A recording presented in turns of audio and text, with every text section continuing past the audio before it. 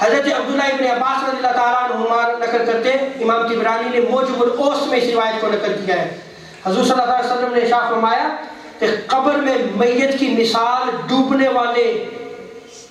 شخص کی طرح ہے، وہ ڈوب رہا ہوتا ہے اور وہ تلاش کر رہا ہوتا ہے کہ مجھے کوئی بچائے، وہ پکارتا ہے، چیخو پکار کرتا ہے کہ مجھے بچاؤ۔ آقا علیہ السلام شاہ فرماتے ہیں کہ جو اس دنیا سے چلا گیا ہے وہ اپنے ماں باپ اگر حیات ہیں، بھائی یا کسی دوست کی دعا کا منتظر ہوتا ہے، وہ انتظار کرتا رہتا ہے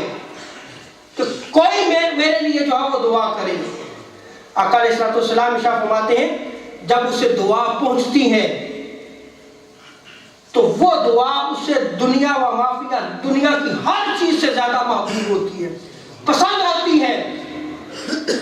اور آقا علیہ السلام آگے ارشاد فرماتے ہیں کہ بے شک اہل دنیا کی دعا سے اللہ تعالیٰ اہل قبور کو پہاڑوں کے برابر جو ہے وہ اجر و ثواب عطا فرماتا ہے،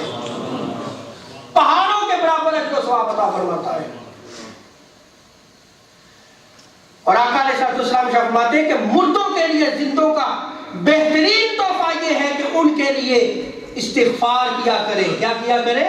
استغفار کیا کرے، اور ان کے لیے جو ہے وہ صدقہ کیا کرے۔ کوئی بھی نیکی کرے، جب اپنے والدین کی نیت کر لے، اپنے خاندان کے مرحومین کے ایصال ثواب کی نیت کر